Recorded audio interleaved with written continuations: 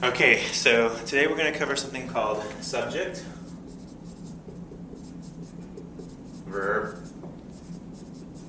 adjective agreement. Alright, and essentially all that means is that in Spanish, you have to make sure your adjectives match the gender and number of the subject.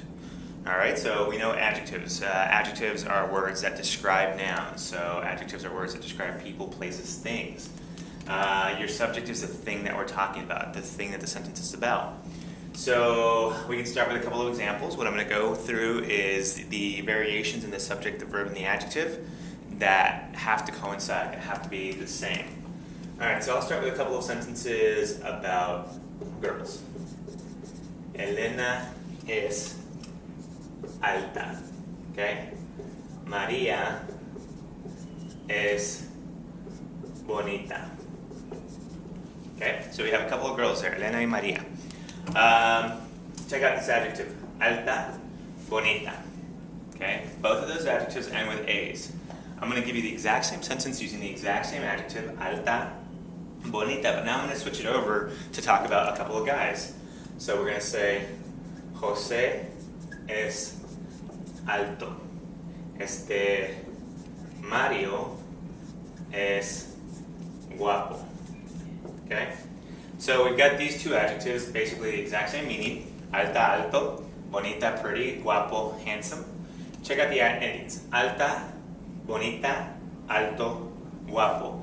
We're talking about masculine and gender here. Jose, Mario, masculine gender, and we're ending our adjectives to describe them with O's. Over here we're talking about feminine, we're ending our adjectives to describe them with A's. Alta, bonita.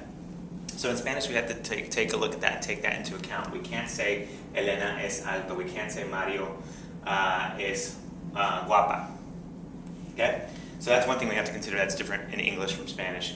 The other thing that we have to consider is if we add another subject here, so if we say, for example, María y Elena, so María y Elena, now we're talking about two girls, we've got plural here. We've got to change our adjective, but we've also got to change our verb to make sure that we're matching this original subject. So what we're going to do first is we're going to change our adjective. We're talking about two girls now, so what we're going to do is we're going to make that adjective plural. The way we do that, very simply, is we add an S. Okay?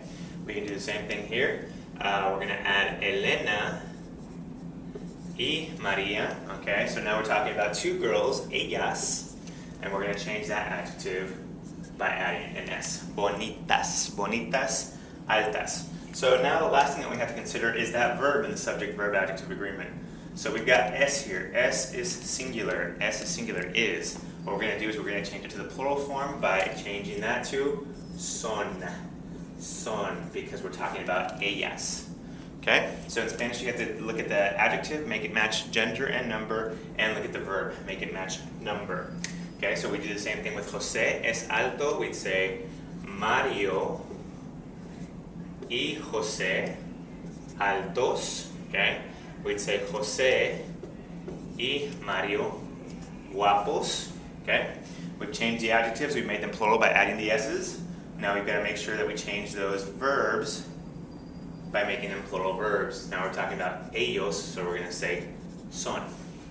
Alright, so when you see a feminine adjective, you know it's going to end with A. Masculine adjectives are going to end with O. What about for those adjectives that don't end with A or O? So we could say Tim es inteligente. Okay?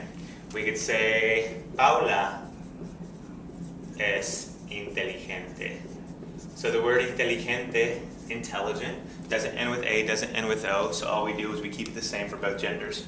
Inteligente for a guy, inteligente for a girl, without changing anything there. If we want to make those plural, we have to do the same thing with the verb. So I'm going to say Paula y Tim, Tim y Paula, so we're talking about both of them together now. Okay. What we're going to do is we're going to make that verb, that adjective plural by adding the S, inteligentes, inteligentes, and we're going to change our verb again, making it a plural verb. Son inteligentes, son inteligentes. So that's the general idea. When you go through a sentence, you have to make sure you are using es when you're talking about singular. He is, she is. You're using son when you're talking about plural. They are, because we have to match the number. And then we have to take a look at our adjectives and either add a or add o, add as or add os. Okay? We've got plural form, we've got singular form, we've got plural form, we've got singular form. So, as you go along, you make your sentences, make yourself get into this habit of thinking about gender and number. You don't do it in English, but you have to do it in Spanish.